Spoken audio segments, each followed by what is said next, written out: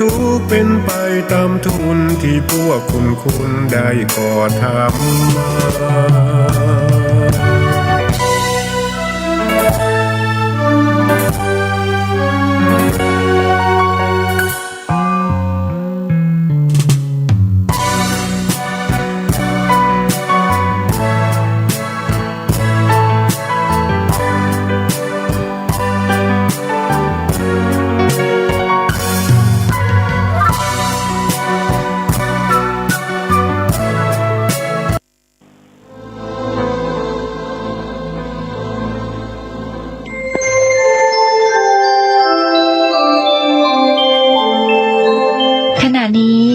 ท่านกำลังฟังสถานีวิทยุกระจายเสียง FM 104.5 เมกะเฮิรตซ์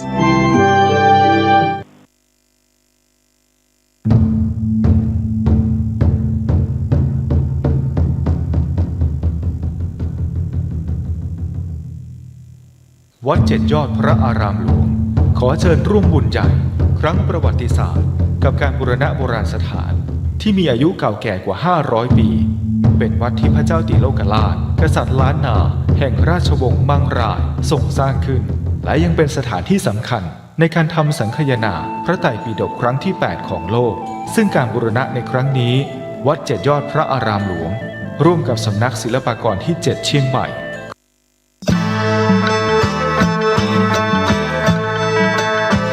ออกพรรษาถวายผ้ากฐินทานสืบสารพุทธประเพณี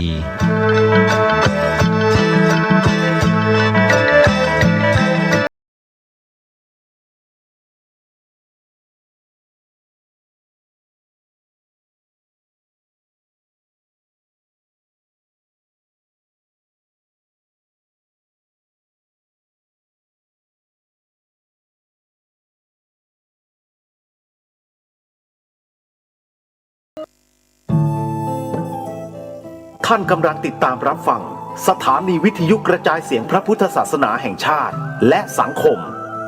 คลื่นเพื่อการศึกษาพระพุทธศาสนาและวัฒนธรรมระบบ FM 104.5 เมกะเฮิรตซ์รายการต่อไปเป็นรายการคดีโลกคดีธรรม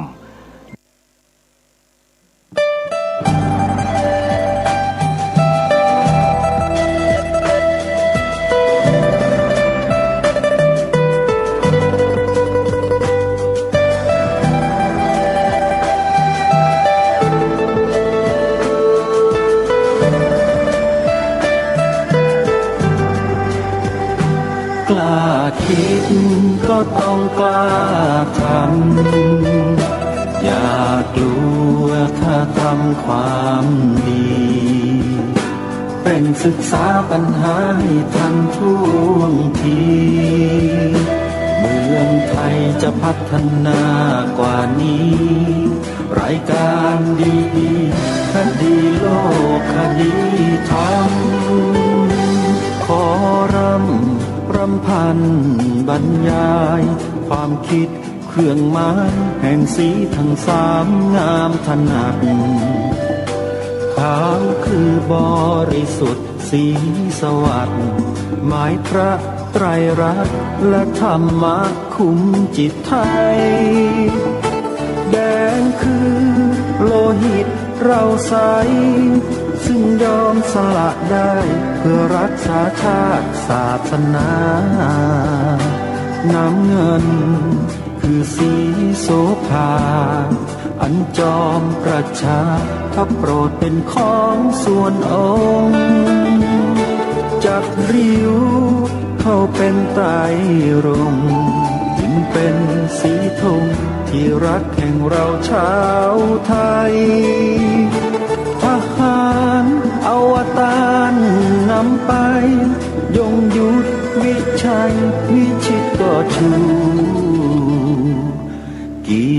ยรติสยามประเทศไทยที่เจริญมั่นคงมาได้จนถึงทุกวันนี้มิได้เกิดขึ้นจากความหวาดกลัวอย่างคลาดเขลาแต่บรรพบุรุษไทยของเราทุกยุคทุกสมัย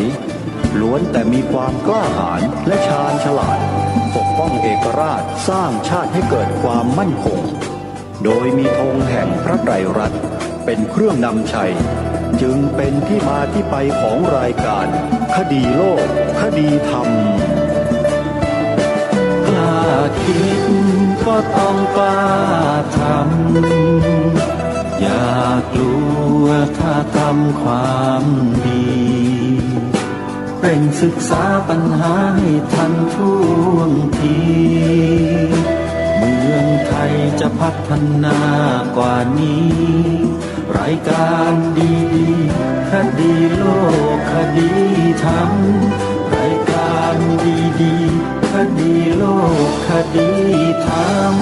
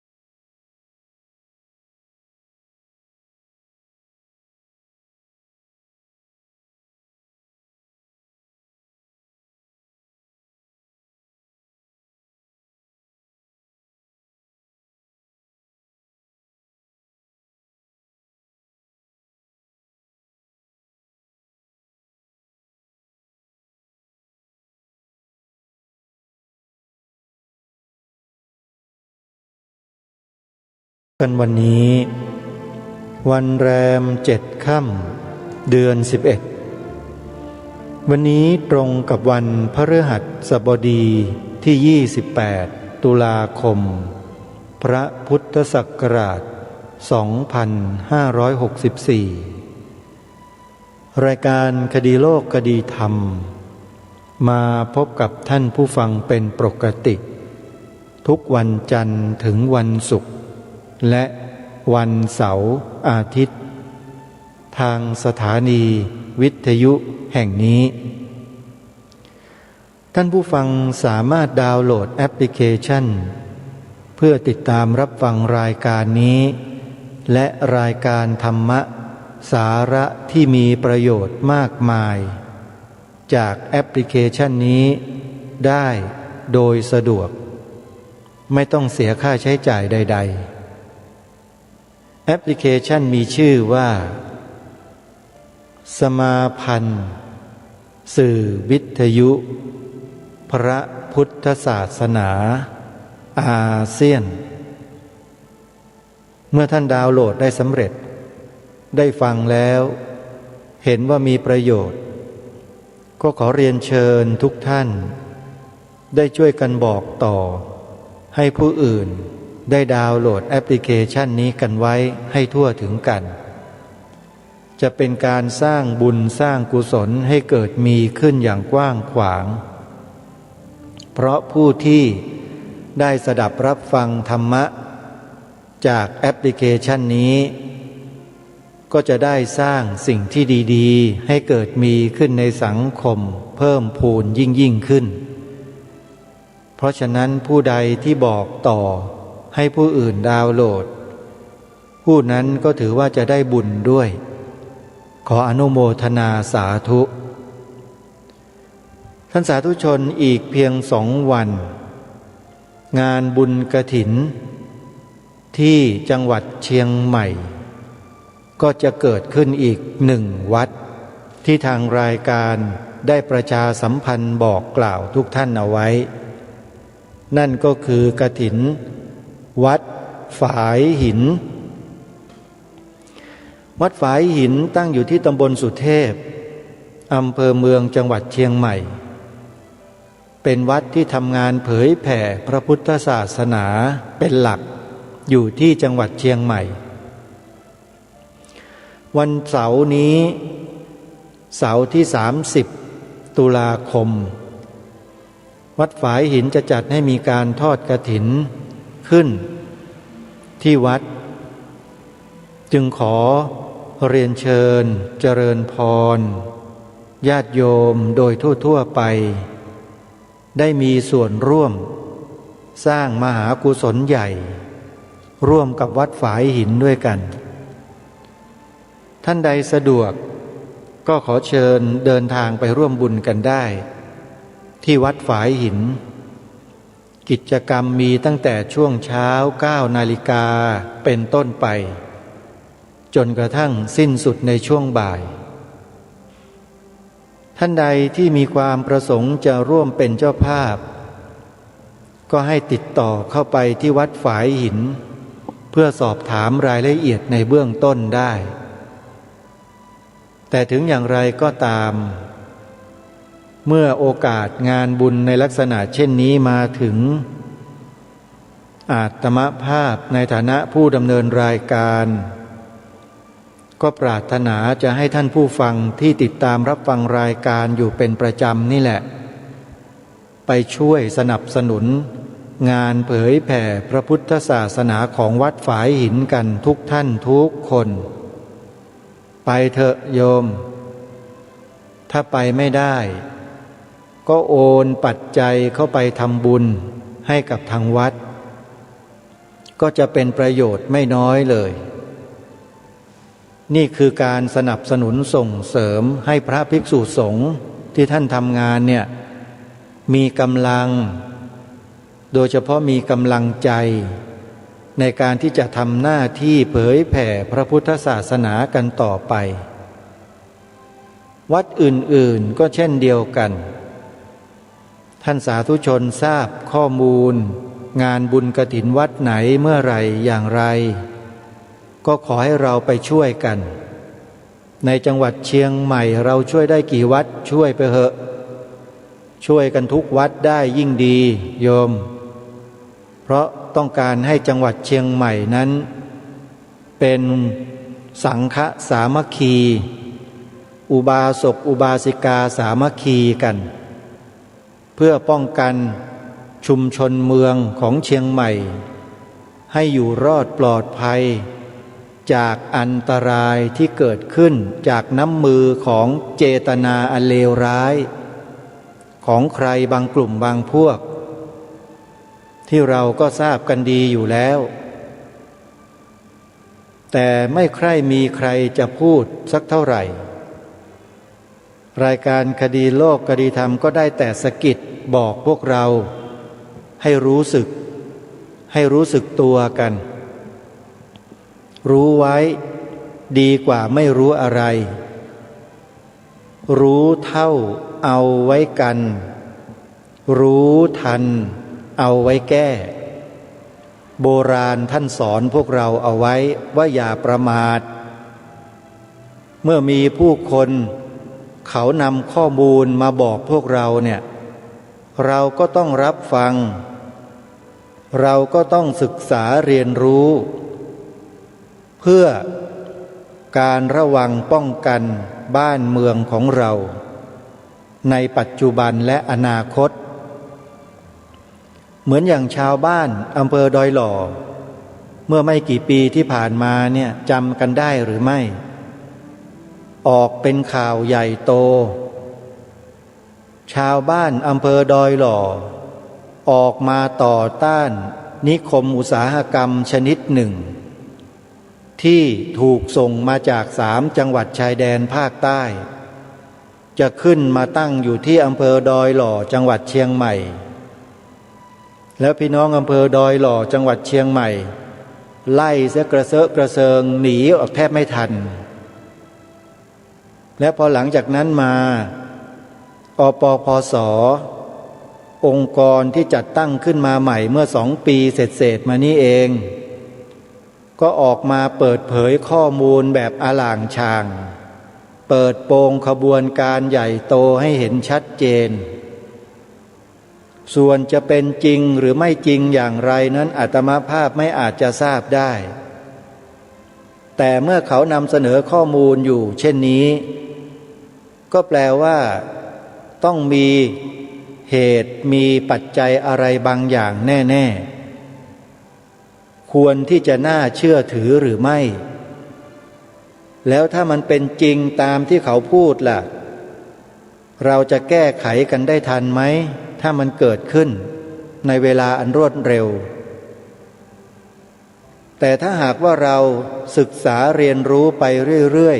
ๆติดตามข้อมูลไปทุกวันเนี่ยว่าโดยมาตรการการแก้ไขปัญหาแล้วมันจะดีกว่าไหมจะดีกว่าที่เรานั่งเฉยๆไม่สนใจไหมสำหรับอาตมภาพแล้วขอบอกว่ารู้ไว้ใช่ว่าใส่บ่าแบกหามรู้เท่าเอาไว้กันรู้ทันเอาไว้แก้ดีกว่ารู้ไม่เท่าทันแล้วก็ถูกเขาฟันจนคอขาดเหมือน3 จังหวัดชายแดนภาคใต้อย่างนั้นน่ะไม่เอาอาตมาก็ไม่ยอมหรอกแล้วก็เชื่อว่าพี่น้องชาวพุทธเราในจังหวัดเชียงใหม่ก็ไม่ยอมอยู่แล้วใครจะมาตั้งรกรากจะมาสร้างวัฒนธรรมแปลกปลอมขึ้นมาในเมืองเชียงใหม่เนี่ยพวกเราก็ไม่ยอมอยู่แล้วใช่ไหมแต่การไม่ยอมเราต้องมีข้อมูลต้องรู้เขาด้วยไม่ใช่ไม่รู้เขาเลยแล้วเราก็มาตะโกนว่าไม่ยอมโดยไม่มีข้อมูลเนี่ยมันก็กระไรกันอยู่ใช่ไหมเพราะฉะนั้นถ้าต้องการจะทราบข้อมูลต้องการมีข้อมูลเอาไว้ในเบื้องต้นเนี่ยหยิบปากกากระดาษหรือหยิบโทรศัพท์มือถือมาจดเอาไว้เดี๋ยวจะบอกตัวอักษร4 ตัวให้เป็นเคล็ดลับในการเข้าไปศึกษาค้นคว้าหาข้อมูลเหล่านี้กันเอง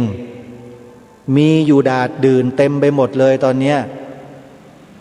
พร้อมไหมให้ท่านเข้าไปพิมพ์ตัวอักษร4 ตัวนี้ใน YouTube ใน Facebook ใน TikTok ใน LINE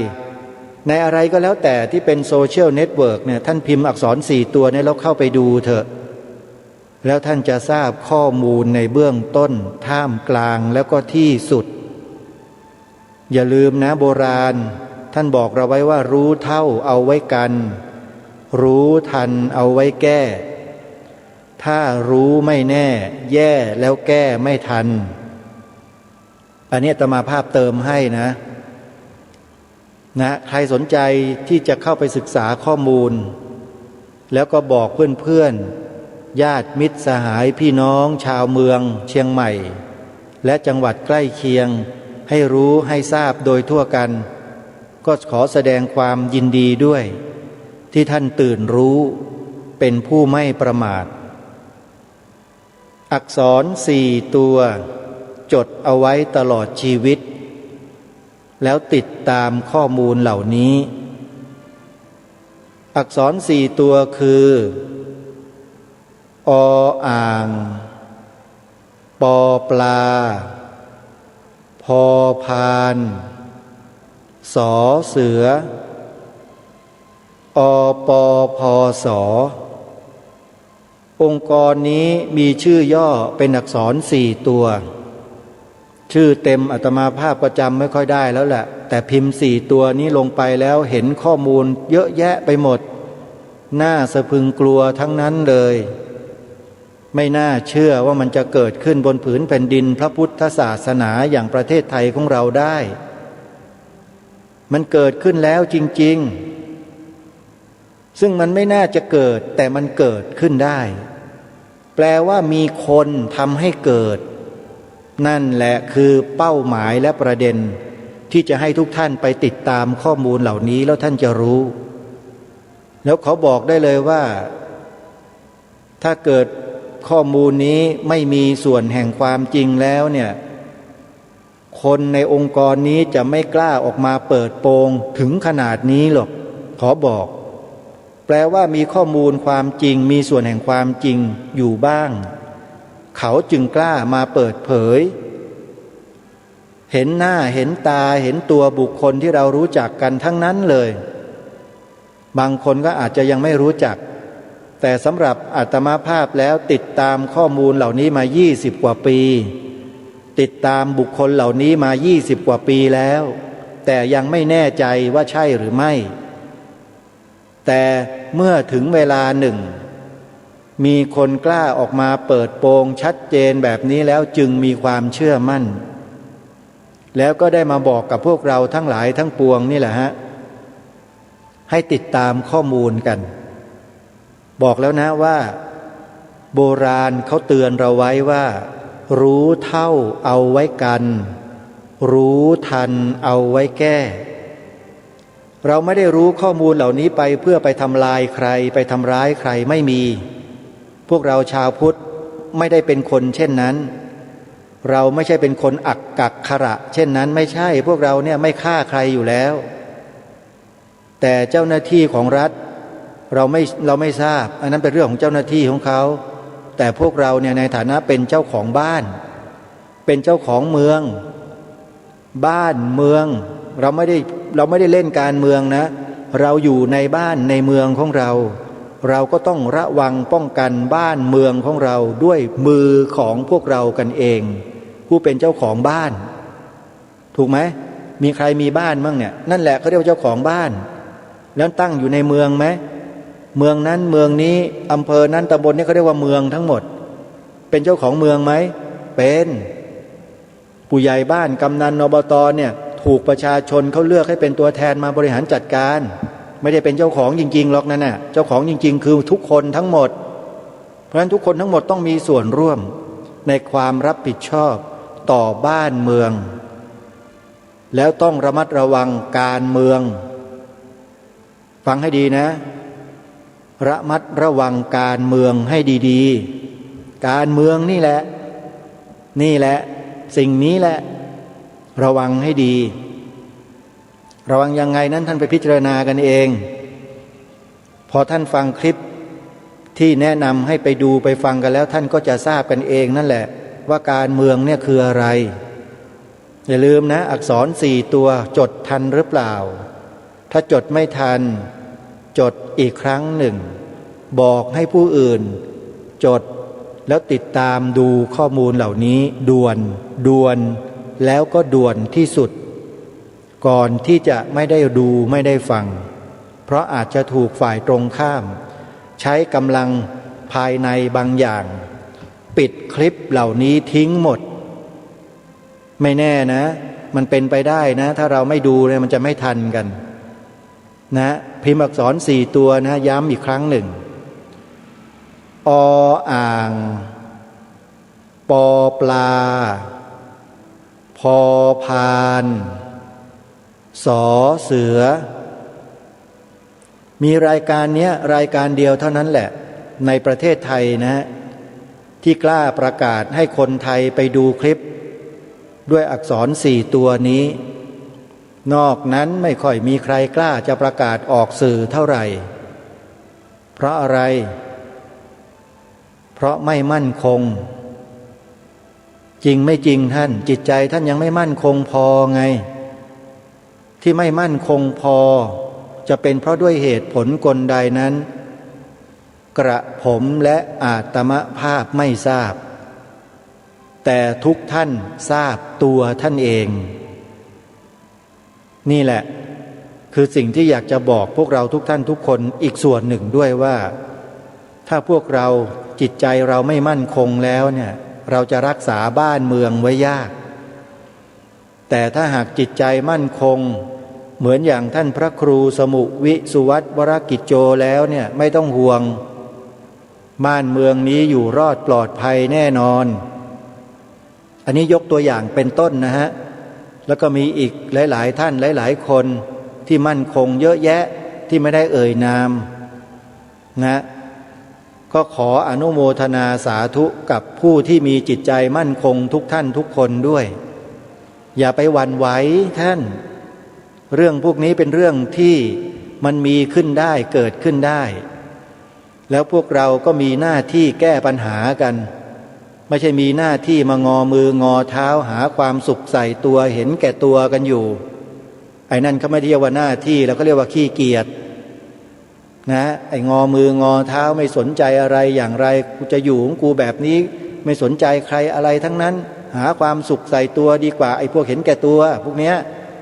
อาตมาไม่ค่อยให้ความสำคัญเท่าไหร่หรอกบ้านเมืองตัวเองแท้ๆไม่ปกปักไม่รักษาไม่ปกป้องปล่อยปละละเลยมือไม่พายเอาตีนราน้ำคนพวกนี้ขออภัยนะที่ใช้ภาษาเดิมๆมันชัดดี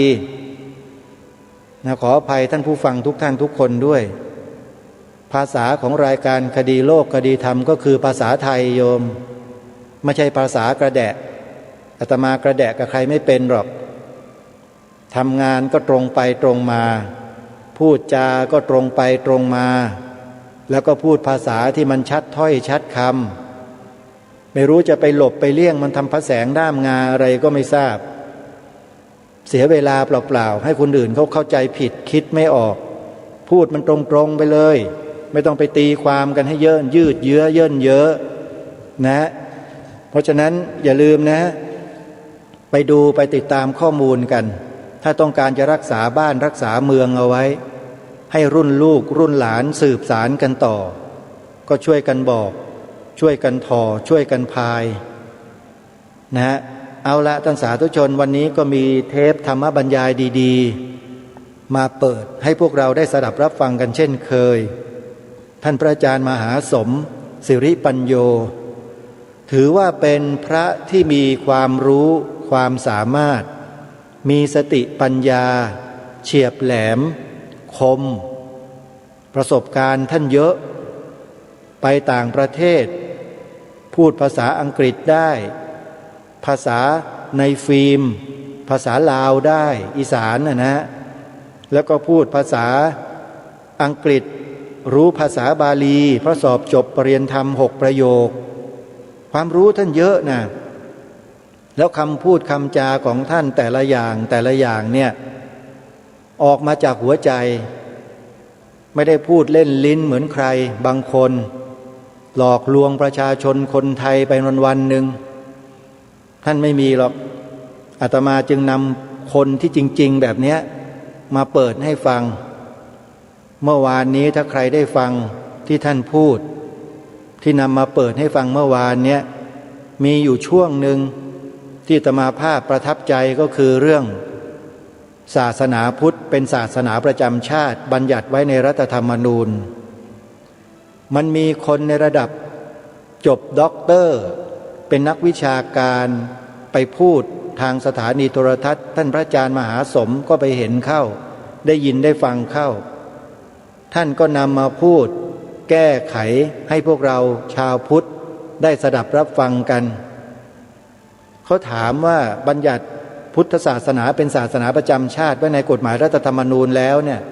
จะทำให้ชาวพุทธดีขึ้นเหรอพูดยียวนกวนอยู่อย่างนี้โยมพวกด็อกเตอร์ฮะกวนนะไอ้พวกนี้พวกต่อต้านศาสนาพุทธอยู่แล้วอาตมาภาพก็ไม่ได้ให้ความสำคัญกับคนพวกนี้หรอกแต่เมื่อเขาพูดออกมาอย่างนี้ผ่านสื่อใหญ่ๆออกมาอย่างนี้เนี่ยมันย่อมมีผลทำให้คนไทยเราที่ไม่เข้าใจเนี่ยก็หลงเชื่อคล้อยตามคนพวกนี้ไปได้ท่านพระอาจารย์มหาสมก็เลยหยิบยกเอาประเด็นนี้มาพูดมาแก้ในรายการคือท่านบอกว่าถ้าท่านย้อนถามคนนี้ไอ้ด็อกเตอร์คนนี้ถ้าย้อนถามกลับได้ก็จะถามว่าแล้วคุณแต่งงานกับเมียคุณเนี่ยคุณจดทะเบียนสมรสทำไมคุณจดเพื่อเป็นการระวังป้องกันไม่ให้คุณทะเลาะกันกับภรรยาหรือเลิกกับภรรยาหรือเปล่าป้องกันได้ไหมทะเบียนสมรสมันป้องกันได้ไหมโยมป้องกันไม่ให้เถียงกันไม่ให้ทะเลาะกันได้ไหมฉันใดก็ฉันนั้นการบัญญัติรับรองศาสนาพุทธไว้ในกฎหมายรัฐธรรมนูญเนี่ยไม่ได้หมายความว่าบัญญัติไว้แล้วจะทำให้ชาวพุทธทุกคนเป็นคนดีจะเป็นพระอรหันต์กันทั้งประเทศไม่ใช่ไอ้คนนี้มันตีรวนมันไม่ต้องการให้บัญญัติไว้ไงแปลว่ามันมีเป้าหมายสิเป้าหมายใหญ่ด้วยที่มันไม่ยอมให้บัญญัติไว้คืออะไรก็ไปดูในคลิปวิดีโอที่แนะนำเมื่อตอนต้นรายการนั่นแหละที่ไม่บัญญัติพอไม่บัญญัติแล้วไอ้สิ่งเหล่านี้มันก็เกิดขึ้นในประเทศชาติบ้านเมืองของเราเพียบเลยออ่างปอปลาพอพานสอเสือ4 ตัวไปพิมพ์ดูมันเป็นเหตุเป็นปัจจัยซึ่งกันและกันอยู่เพราะสิ่งนี้มีสิ่งนี้จึงมีไง ถ้าหากเรียนเรื่องมหาปัฏฐานเรื่องเหตุปัจจัย24มาเนี่ยท่านไม่สงสัยเรื่องพวกนี้หรอกเรื่องโลกง่ายๆไม่ได้ต้องใช้สมองอะไรเยอะแยะมันก็คิดกันออกง่ายๆฮะเพราะฉะนั้นคนที่ต่อต้านการบัญญัติรับรองศาสนาพุทธไม่ให้เป็นศาสนาประจำชาติไทยไว้ในกฎหมายรัฐธรรมนูญคนพวกนี้คือพวกเดียวกันทั้งหมดกลุ่มเดียวกันที่ไม่ต้องการให้ศาสนาพุทธนี้มีบทบาทและมีอำนาจสร้างคุณความดีให้แก่สังคมคนพวกนี้ไม่ต้องการคนที่ไม่ต้องการศาสนาพุทธเป็นคนประเภทไหนท่านผู้ฟังลองพิจารณาดูให้ดีนะลองคิดให้ดีๆลึกๆอย่ามองอะไรเผินๆคนที่ไม่ต้องการเนี่ยคนพวกนี้คือคนประเภทไหนเป็นคนหรือเปล่าอาตมาภาพก็ยังสงสัยอยู่เหมือนกันว่าเป็นมนุษย์ต่างดาวมาจากโลกไหนแต่ถ้าอยากจะทราบก็ไปดูคลิปวิดีโอที่แนะนำไว้อปพส4ตัวเนี่ยไปพิมพ์ดูนะแล้วจะทราบกันเองเอาละพอหอมปากหอมคอวันนี้ถ้าพูดเยอะเดี๋ยวมันจะไม่พอเวลามันจะหมดไปฟังท่านพระอาจารย์มหาสมสิริปัญโยท่านบรรยายธรรมไว้ให้พวกเราได้ฟังกันดีกว่าถึงแม้ว่าท่านจะละจากโลกนี้ไปแล้วมรณภาพไปแล้วก็เถอะแต่ผลงานของท่านเนี่ยไม่มีวันสูญหายไปไหนโลกโซเชียลเน็ตเวิร์กเกิดขึ้นมาก็เพื่อจะรองรับสิ่งเหล่านี้ที่ครูบาอาจารย์เหล่านี้ท่านสร้างท่านสรรท่านทำเอาไว้นั่นแหละอาตมาภาพก็มีหน้าที่เก็บนำมาเปิดให้พวกเราได้ฟังกันตั้งใจฟังกันให้ดีๆวันนี้ท่านบรรยายในหัวข้อเรื่องอานุภาพแห่งธรรมไปติดตามรับฟังพร้อมๆกันได้ณบัดนี้ขอนอบน้อมแด่พระสัมมาสัมพุทธเจ้าผู้ข้ามพ้นฝั่งแห่งภพขอนอบน้อมแด่พระธรรมคำสอนของพระสัมมาสัมพุทธเจ้าที่ทรงไว้ซึ่งผู้ปฏิบัติไม่ให้ตกไปสู่ที่ชั่วขอนอบน้อมแด่พระสงฆ์ผู้เป็นนาบุญอันยิ่งใหญ่กว่านาบุญอันดีทั้งหลายขอแสดงความเคารพ คณะสงฆ์ทุกรูปขอโอกาสพระสัทธมิกตลอดทั้งเจริญพรญาติโยมผู้สนใจในศีลในธรรมโดยทั่วกันทุกท่านทุกคนณโอกาสนี้เย็นวันนี้ก็เป็นวันที่2ที่เราได้ปรารภหลักธรรมเพื่อที่จะสร้างความเข้าใจด้วยความทุลักทุเลที่บอกว่าทุลักทุเลนี่ก็เพราะว่าธรรมชาติด้วยส่วนหนึ่งความพยายามของทีมงานส่วนหนึ่งที่จะจูงที่จะดึงสังคมกว่าจะหาบุคคลผู้มาประพฤติปฏิบัติร่วมกันได้กว่าจะหาอุปกรณ์แต่ละชิ้นมาทำงานก็หาหยิบหายืมหาซื้อก็จะเดินหลอดไฟเตรียมงานเป็นเดือนนะเตรียมงานกันเป็นเดือนก็ได้เฉลี่ยแล้วก็คือ2 วันต่อ1 คนนะคือได้14 รูปก็ถือว่าเดือนหนึ่งนี่ก็ 2 วันต่อ1 คนประโยมก็มาเพิ่มก็ไปอีกยังไงก็ตามการปรารภธรรมก็ไม่ได้ด้อยลงเลยนะการปรารภธรรมนี่ไม่มีคำว่าด้อยแสดงธรรมกับรูปเดียวกับ10,000กับ100,000กับล้านคนก็เท่าเดิมมันแหละเพราะธรรมะนี่มันจะไม่ลดคุณภาพของมันลงมันเป็นสัจธรรมบางท่านอาจจะแปลกใจว่าทำไมให้รูปเดียวๆขึ้นมาแสดงก็คือว่าจะมีโอกาสได้อยู่ร่วมกับพวกท่านเพียงเล็กน้อยก็คือวันนี้วันพรุ่งนี้มะรืนนี้ก็จะได้อำลาพาจากเดินทางต่อก็เลยต้องช่วยงานให้ได้เท่าที่เวลาเอื้ออำนวยเวลาที่เราอยู่ร่วมกันเนี่ยก็จะได้ฟังจากครูบาอาจารย์รูปนั้นรูปนี้ต่อๆกันไปจนกว่าจะครบ10 วันนะเมื่อวานได้ปรารภเรื่องพระผู้มีพระภาคผู้จำแนกแจกแจงธรรม พอพระองค์ได้ตรัสรู้เนี่ยก็สามารถที่จะนำหลักธรรมนั้นมาแจกแสดง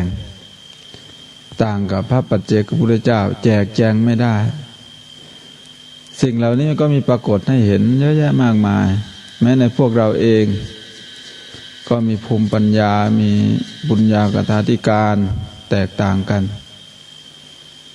อย่างเช่นบางท่านบางคนเห็นเหตุการณ์เกิดขึ้นต่างๆก็มีแนวคิดในการที่จะประยุกต์ปรับปรุงให้สิ่งที่มองเห็นนั้นเกิดประโยชน์ต่อความเป็นอยู่ของตนต่อการดำเนินชีวิตต่อการพัฒนาสังคมบุคคลที่เขาคิดเครื่องมือทางวิทยาศาสตร์ขึ้นมาป้องกันโรคบางประเภทนี่ก็เกิดจากการสังเกตอย่างนักวิทยาศาสตร์คนหนึ่งแกก็สังเกตเห็นว่าบุคคลผู้อยู่ในฟาร์มเนี่ยไม่ค่อยเป็นโรคสมัยก่อนมีโรคฝีดาษโรคอะไรพวกนั้นทำไมคนอยู่นอกฟาร์มเป็นโรคแกก็พยายามหาว่าแสดงว่าคนในฟาร์มนี่ต้องมีอะไร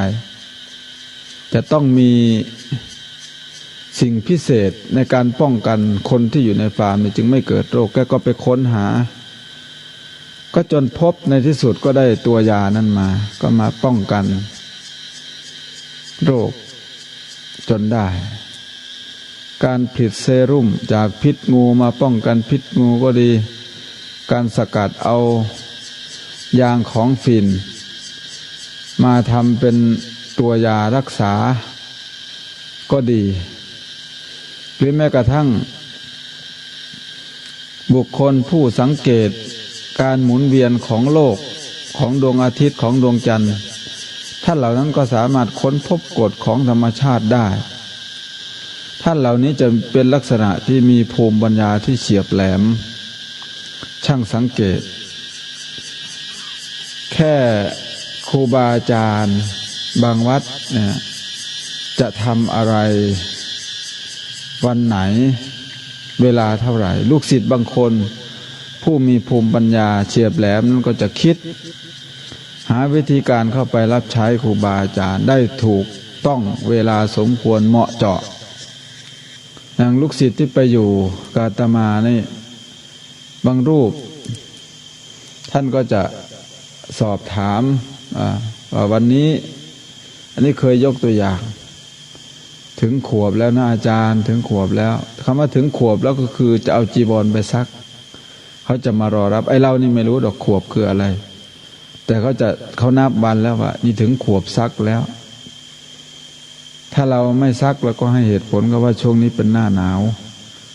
ไม่ค่อยได้ห่มบ้างเหงื่อไม่ค่อยมีบ้างอย่างนี้เป็นต้นคือลูกศิษย์เนี่ยก็จะสังเกตถึงช่วงเวลาคนสังเกตต้นไม้จะทำการเกษตรทำอะไรต่างๆนี้ได้ดีเป็นหมอดินรู้จักนิสัยของดินการจะสอนคนนี่จะต้องเป็นผู้ฉลาดการที่เขาเปรียบเทียบมันจริงๆยังไม่ถูกดอกแต่ว่าฉลาดดุจเทพเจ้าจริงๆต้องเปรียบเทียบว่าฉลาดเหมือนพระพุทธเจ้าพระพุทธเจ้านี่เปรียบเหมือนหมอรักษามนุษย์รักษาใจนะหมอทางโลกนั้นก็จะรักษาเขาก็จะต้องไปเรียนไปสืบไปค้นยาตัวเดียวกันนี่เนี่ยให้คุณให้โทษเท่าไหร่พิสูจน์กี่ครั้งความเป็นภควาหรือว่าการจำแนกแจกแจงธรรมนี่จะต้องฉลาดรู้มนุษย์ทั้งหมดทุกจริตพอฉลาดจากนั้นแล้วพระองค์ก็ต้องจำแนกแจกแจงธรรมลงไปประกบแต่ละโรคโรคโลภนี่ควรจะใช้อะไรแก้ไขโรคโทสะโรคโกรธนี่ควรจะใช้อะไรแก้ไขโรคหลงนี่ควรจะใช้อะไรแก้ไขจึงมีการสอนพระปริตรหรือสวดพระปริตรนิมนต์พระขึ้นไปสวดมนต์เจริญพุทธมนต์ที่บ้านโยมเขาก็อาราธนากันอยู่นี้เป็นประจำว่าวิบัติปฏิภาหายะเพื่อการห้ามเสียซึ่งวิบัติสัพพสัมปติสิทธิยาเพื่อความถึงพร้อมด้วยสมบัติ สัพพะทุกขะสัพพะพยะสัพพะโรคะวินาศายะเพื่อความวินาศไปแห่งทุกข์เพื่อความวินาศไปแห่งภัยเพื่อความวินาศไปแห่งโรคขอท่านจงสวดพระปริตเถิดก็คือเอาพระปริตนี่ก็คือหลักธรรมซึ่งก็มีหลายบทด้วยกันใน7ตำนาแต่ว่าบทที่โดดเด่นที่สุดในจำนวนนั้นก็คือมงคล38นะมงคล38ข้อพระพุทธเจ้าแล้วก็จะให้ทำเหล่านี้ไว้เพื่อเป็นเครื่องประกอบในการแก้ปัญหาชีวิตถ้าเราได้เอาหลักธรรมคำสอนของพระสัมมาสัมพุทธเจ้านี่ไปใช้ไปประพฤติไปปฏิบัติเราก็จะสามารถแก้ปัญหาชีวิตได้ด้วยสันติวิธีนะไม่ใช่แก้ปัญหาด้วยวิธีของกฎหมายบางทีกฎหมายนี่ถูกศาลตัดสินไปแล้วก็ไม่ใช่ว่ามันจะจบลงแค่นั้นก็เกิดการอาฆาตการผูกอาฆาตการจองเวรจองกรรมกันไม่สิ้นสุดเพราะว่าบางทีนั้นผู้ชนะอาจจะชนะได้ด้วยเงินอาจจะชนะได้ด้วยพยานโกงอาจจะชนะได้ด้วยกลวิธีของตนซึ่งไม่ได้อยู่ภายใต้ของศีลธรรมแต่ว่าการชนะด้วยศีลธรรมการชนะกันด้วยจิตใจเนี่ยมันเป็นการชนะที่ไม่แพ้เลยโดยเฉพาะพระพุทธเจ้าท่านบอกต้องชนะตนเองเนี่ยบุคคลชนะตนเองคนเดียวได้เนี่ยยิ่งใหญ่กว่าการชนะบุคคลอื่นในสงครามเป็นตั้งพันตั้งหมื่นดังนั้นการชนะแบบนี้เป็นการชนะแบบไม่พ่ายแพ้อีก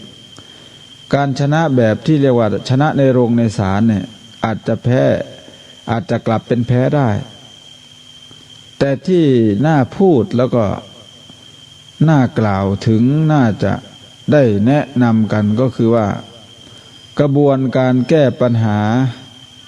ของพระสัมมาสัมพุทธเจ้านี่มันไม่มีคำว่าโรงไม่มีคำว่าศาลดอกมันจบตั้งแต่ยังไม่ขึ้นโรงขึ้นศาลแล้วปัจจุบันนี้เราไม่ได้แก้ปัญหาโดยวิธีการอย่างนี้แต่เราไปแก้ปัญหาโดยอาศัยกฎหมายต้องฟ้องร้องกันปัญหานิดๆหน่อยๆเราแก้ปัญหาด้วยระบบศีลธรรมไม่ได้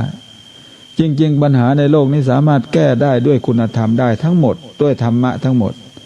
ไม่จำเป็นจะต้องเอากฎหมายเข้ามายุ่งเลยตำรวจนี่ไม่มีส่วนเกี่ยวข้องเลยแม้ตำรวจเองนั่นแหละก็จะต้องใช้ธรรมะแก้กฎหมายนี่เป็นเพียงสัญลักษณ์ของความวุ่นวายของโลกเท่านั้นเองเพราะเมื่อมีความผิดเกิดขึ้นครั้งหนึ่งคนก็ไปตามเขียนกฎหมายออกมาป้องกันผู้เรียนกฎหมายก็ดีโจรก็ดีโจรนี่ผู้ฉลาดเนี่ยฉลาดเชโกเนี่ยก็จะไปหาช่องว่างว่ากฎหมายว่างอย่างมีช่องว่างตรงไหนเขาก็จะไปหาวิธีกระทำผิดโดยหลีกเลี่ยงกฎหมายเมื่อเขาหาช่องผิดได้แล้วฝ่ายนิติบัญญัติก็ต้องไปบัญญัติกฎหมายออกมาปิดช่องว่างตรงนั้นพยายามตั้งคณะกรรมการคณะกรรมาธิการขึ้นมาพิจารณากฎว่ามันมีช่องว่างตรงไหนบ้างก็มีการแก้กันอยู่นี้ไม่สิ้นสุดเพราะว่าผู้กระทำผิดนั้นล่วงละเมิดศีลธรรมเขาไม่ได้ล่วงละเมิดกฎหมายเลยแต่เขากำลังล่วงละเมิดศีลธรรมดังนั้นการแก้ปัญหาในลักษณะนั้นไม่มีจบสิ้นโลกนี้จะไม่มีความสงบร่มเย็นแน่นอนหลวงปู่พุทธทาสท่านจะบอกว่าศีลธรรมไม่กลับมาโลกาจะวินาศศีลธรรมนี้เป็นการแก้ปัญหาแบบเป็ดเสร็จสิ้นสุดนะสิ้นสุดยกตัวอย่างให้ฟังก็ได้อย่างเช่นเราเกิดมีใครคนหนึ่งมาดูถูกดูหมิ่นเราเนี่ยถ้าบุคคลที่ถูกดูหมิ่นนั้นมีศีลธรรมก็จบตรงนั้นเองก็คือแผ่เมตตาให้เขาเสียเราอาจจะมองเขาในฐานะว่าเป็นเพื่อนร่วมทุกข์เกิดแก่เจ็บตายเขายังไม่รู้เขายังด้อยในด้านสติปัญญาอาจจะยังไม่เข้าใจหลักธรรมคำสอนพระสัมมาสัมพุทธเจ้าก็ให้อภัยเขาไปเสียก็อย่างเมื่อวานเนี่ยอาตมาก็ได้พูดให้ฟังขณะอาตมาเดินเข้าไปบิณฑบาตนี่ก็ยัง มายืนชี้หน้าด่าไอ้หัวโล้นไอ้หัวโล้นอาตมาก็เดินเฉยบิณฑบาตเย็นสบายมันจบอยู่ตรงนั้นเองปัญหามันจบอยู่แค่เสียงมากระทบหูเท่านั้นเองปัญหามันจบอยู่ณตรงนั้นมันตกอยู่ตรงนั้นเองคำพูดของโยมคนนั้นตกลงตรงนั้นเองมันไม่ได้เข้าไปเลยเราได้ยินอยู่เราได้ฟังอยู่แต่มันไม่เข้าไปถึงใจเลยเราสังเคราะห์ทันทีเลยคำพูดของเขาก็กลายเป็นขยะทันทีไม่เกิดผลต่อไปใดๆอาตมาก็เดินบิณฑบาตกลับมาถึงวัดโยมอดีตผู้ใหญ่บ้านแกก็เสียใจแทนอาตมาชาวบ้าน 3-4 คนจะไปแจ้งตำรวจมาจับผู้หญิงคนนั้นไปเสียให้หนีไปจากหมู่บ้านไล่หนีเสียส่วนหนึ่งอยากเดินจับกลุ่มเดินขบวนไล่ผู้หญิงคนนี้หนีอาตมาก็ว่าจะไปก่อเวรเลยสงสารแกอุตส่าห์มาตั้งไกลสงสารแกด่าเรานะแกก็ต้องใช้พลังงานไปมากเท่าไหร่เปลืองพลังงานไปเท่าไหร่เสียแคลอรี่ไปเท่าไหร่เราไม่รู้สึกอะไรจนคนอื่นเขาโกรธแทนก็ปัญหามันก็จบอยู่แค่นั้นแต่ถ้าเป็นทางโลกเขาก็มีเยอะแยะไปศาลวันหนึ่งทำงานโดยไม่เกิดประโยชน์อันใดเลยเพียงคอยแก้ปัญหาคนขาดศีลขาดธรรมนี่เยอะแยะมากไปดูในชั้นศาลเดี๋ยวนี้นะโดยเฉพาะสำนวนที่ไปถึงมืออัยการแล้วที่จะต้องรอฟ้องอยู่ตอนนี้นับไม่ถ้วนคดีเล็กๆน้อยๆอย่างคดีหมิ่นประมาทนี่ทำไมจบแค่วา2 วาไม่ได้จากปากเขามาถึงหูเราเนี่ยแค่วา2 วาเนี่ยให้มันจบไปเถอะทำไมจะต้องไปเปลืองค่ารถไปศาลทำไมจะต้องเปลืองเงินเปลืองทองไปหาพยานหลักฐานทำไมจะต้องไปทะเลาะเบาะแว้งกันธรรมะของพระพุทธเจ้ามีไว้ให้แก้ปัญหาแล้วเราไม่ใช้เองให้ปัญหามันยืดยาวไปจนถึงลงถึงศาลเกิดกระบวนการอาฆาตเครียดแค้นเป็นเจ้ากรรมนายเวรต่อมาไม่สิ้นไม่สุดธรรมะ84,000 พระธรรมขันธ์นี่มีไว้เพื่อแก้ปัญหาโดยเฉพาะบางอย่างอาจจะแก้ปัญหาในเชิงจิตวิทยาพระพุทธเจ้าท่านก็มีบางอันอาจจะแก้ปัญหาแบบภายในจิตใจโดยเฉพาะอันนี้ก็พูดถึงเรื่องหลักการบรรลุมรรคผลก็คือศีลสมาธิปัญญาในการแก้ปัญหาในเชิงหลักจิตวิทยาก็เช่นเรื่องวินัยบางประการถ้าสังคมติเตียนพระองค์ก็จะทรงวินิจฉัยก็เรียกสงฆ์มาแล้วก็มีการสอบสวนถามว่าเธอได้พูดอย่างนี้จริงหรือทั้งที่พระองค์นั้นรู้อยู่แล้วจะตัดสินตอนนั้นเลยก็ได้แต่ต้องถามนั่นก็เรียกว่าแก้ปัญหาแบบจิตวิทยาเพื่อให้มีความรู้สึกว่าสอบสวนแล้วพระองค์ก็พอได้ความจริงแล้วก็มีการปรับอาบัติการปรับอาบัติของพระองค์นั้นมีการปรับอาบัติเพื่อที่จะให้เกิดผลในทางจิตวิทยาในระดับสังคมเพื่อความลับว่าดีของสงฆ์อย่างที่ได้พูดไปเมื่อคืนนี้ทีนี้โยมก็ดีพระสงฆ์องค์พระเจ้าก็ดีผู้ที่ได้เห็นการสอบสวนอันนั้นก็เกิดความสบายอกสบายใจตามมานั่นคือการแก้ปัญหาในทางสังคมของพระสัมมาสัมพุทธเจ้าซึ่งปัญหาบางอันนี่มันมีผลโดยตรงต่อหลักธรรมบางอันมีผลต่อสังคมล้วนๆอย่างการตัดหญ้าเนี่ยโยมชอบดีใจเห็นพระตัดหญ้าอุ้ยพระสงฆ์วัดนี้ขยันจริงๆวัดสะอาดสะอ้านแต่นั่นพระอาบัติโยมจะยกย่องขณะเดียวกันนี่พระออกไปเที่ยวข้างนอกดื่มเหล้าโยมติเตียนอันนี้ผิดอาบัติเท่ากันแต่ก็เป็นโลกติเตียนด้วย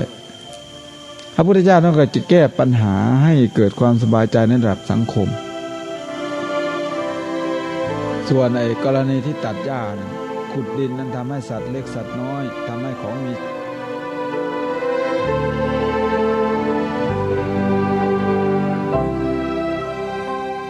ท่านสาธุชนผู้ฟังที่กำลังติดตามรับฟังรายการคดีโลกคดีธรรมในขณะนี้เนื่องด้วยเวลาของรายการใกล้จะหมดก็เลยต้องขอยุติการเปิดธรรมบรรยายของพระอาจารย์มหาสมไว้แต่เพียงเท่านี้ก่อนเดี๋ยววันพรุ่งนี้เรามาติดตามรับฟังกันให้ต่อเนื่องท่านได้ปรารภและพูดมาถึงเรื่องพระสงฆ์ที่เป็นที่ยอมรับของสังคมและไม่เป็นที่ยอมรับทั้งที่อาบัติข้อเสียหายก็เท่ากันเป็นเพราะเหตุผลกลใดอะไรอย่างไรนั้นเดี๋ยวพรุ่งนี้เรามาติดตามรับฟังกันต่อวันนี้เวลาของรายการหมดลงแล้วอาตมาภาพต้องขอสมมุติยุติรายการไว้แต่เพียงเท่านี้พบกันใหม่ในวันต่อไปขอความสุขความสวัสดีในธรรมแห่งองค์สมเด็จพระบรมศาสดาสัมมาสัมพุทธเจ้าจงปรากฏเกิดมีขึ้นในจิตใจของท่านผู้ฟังทุกท่านทุกคนเทินขอเจริญพร กล้าคิดก็ต้องกล้า